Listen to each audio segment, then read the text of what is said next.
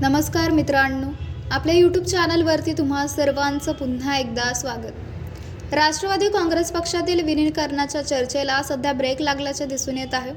तरी पडद्यामागे हालचाली सुरू असल्याच्या चर्चा राजकीय वर्तुळात रंगली आहे। गेल्या काही दिवसात आमदार रोहित पवार यांनी राष्ट्रवादीचे कार्याध्यक्ष प्रफुल्ल पटेल आणि प्रदेशाध्यक्ष सुनील तटकरे यांच्यावर थेट आरोप करत आक्रमक भूमिका घेतली। त्यामुळे दोन्ही गटांमधील दरी अधिकच वाढल्याचे दिसत आहे। तरीही पक्षाच्या तळागाळातील कार्यामध्ये आणि काही ज्येष्ठ नेत्यांमध्ये दोन्ही गटांनी एकत्र यावे अशी भावना कायम आहे। सूत्रांच्या माहितीनुसार विलीनीकरणाचा मार्ग पूर्णपणे बंद झालेला नसून त्यासाठी सुनेत्रा पवार यांच्याशी थेट चर्चा होणे महत्त्वाचे ठरू शकते। त्या निर्णयक्षम नेतृत्व म्हणून पुढे येऊ शकतात अशी ही चर्चा सुरू आहे।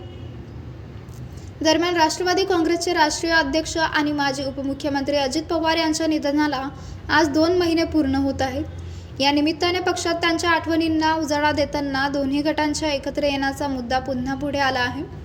मात्र त्यांच्या निधनानंतर राजकीय समीकरणे बदलली असून कुटुंब आणि पक्ष यांच्यातील समतोल ढासळण्याची भावना आहे।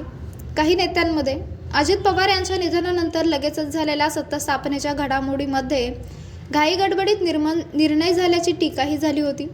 विशेषतः सुनेत्रा पवार यांनी 4थ्याच दिवशी उपमुख्यमंत्री पदाची शपथ घेतल्याने राजकीय वाद निर्माण झाला। या प्रक्रियेबाबत माहिती नव्हती असे शरद पवार यांनी त्यावेळी स्पष्ट केले।